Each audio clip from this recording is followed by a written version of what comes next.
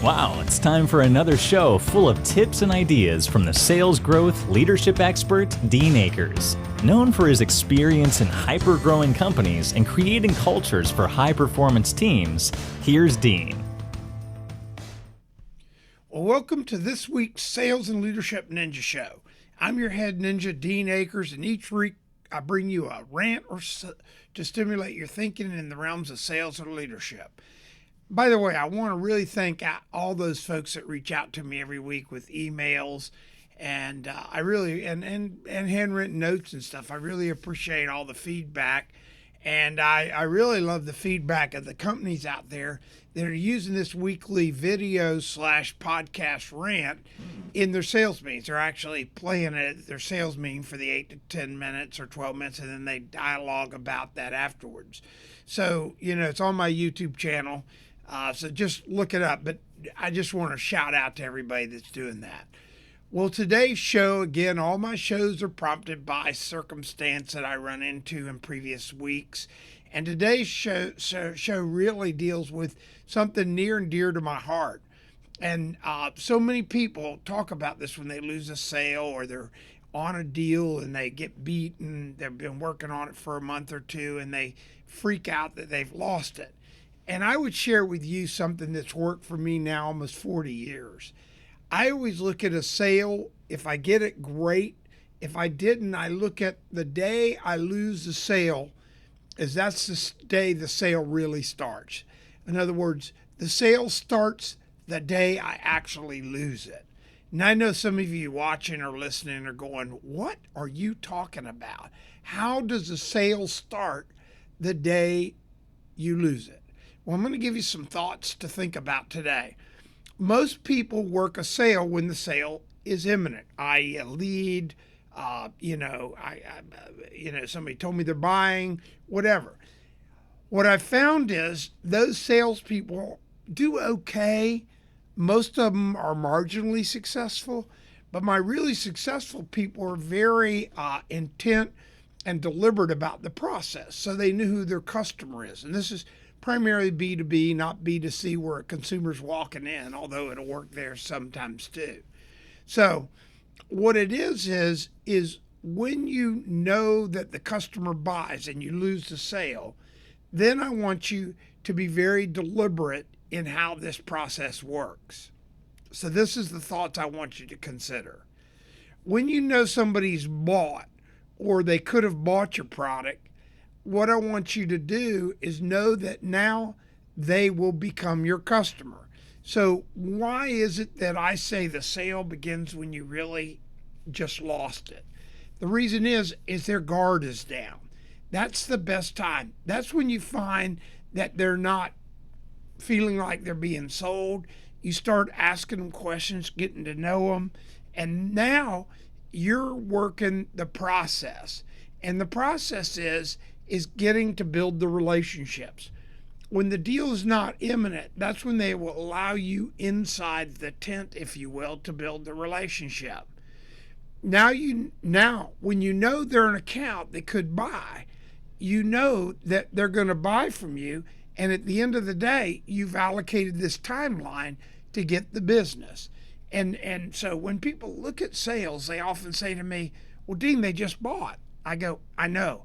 But that means they can buy. That means they'll buy again. People that buy cars, people go buy houses. They buy a car every 3 to 4 years. They buy a house every 5 years. I can't believe how many real estate people go, well, they didn't buy from me or they didn't do this. No, they're going to buy statistically every 5 years. So if you build them as a client, they will buy from you with your relationship when they buy again. Again, it's a very deliberate process. When I'm dealing with clients, especially when I'm selling stuff to them, and I know they've just bought, especially if it's something they renew every year, I'm going to start working them the day after they bought. That becomes the most critical. After the sale closes, here's what usually happens. All the people that lost the sale, or I call them the losers, they leave. They go, I got to go get another deal. So now they're out working some other deal that they're probably going to lose. And they're always just chasing deals, chasing deals. Now they get some and they're marginally successful. They hit quotas and stuff like that, but they're never ninjas. They never make the big bucks. They never win the contest. They're always one excuse away from losing a sale. So my ninjas really use the lost sales to hypergrow their business. Now you know you're going to sell them after they've bought. The person that leaves after they lose, now it's wide open. Here's the other cool thing. The person that got the deal. I can't tell you how many times a person gets a deal and then they leave. Now, when they closed them, they're gone. They'll get back with them next year when they're renewing, but they kind of let that relationship flounder for months and months and months unless the customer calls them. What a perfect time to build that relationship. When the incumbent's guard is down, and it is always down, that's when you subtly start building the relationship. You don't go in and pitch your product. You don't do all that stuff so that they call your competitor and go, hey, this guy's in here talking about how good his product is. You're just using this point right after the sale is lost to build that relationship. That's when my ninjas really work the account right after it's sold. This is prime time for building relationships because the customer is not in a buying mode. They're less likely to be defensive about you, quote, being a salesperson. I can't emphasize how many times customers, after the relationship gets good, ask me, can you help me? The incumbent doesn't even see it coming. All they get is a cease or I'm not using you anymore letter or whatever they get. The bottom line is the sale starts the day after you lose it. I want you to take that to heart this week. Look at the customers you've lost a sale. Make sure you're still touching them and getting in front of them, not about your product, but using this awesome time to build those deep relationships.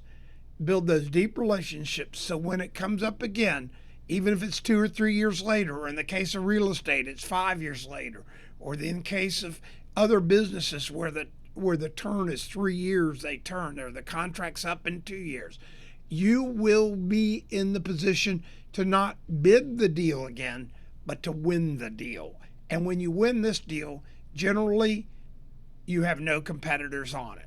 So what's the mission this week? The sale starts the day you lose it. So again, thanks for tuning in each week. And remember, if this helps you, reach out to me and let me know. If you want a copy of the Sales Basics 3-Circle program, I'll send it out to you. Just reach out at help@adjunctceo.com. That's help@adjunctceo.com. If you want the CEO physical, reach out to me again at help@adjunctceo.com. I'll be happy to send that to you.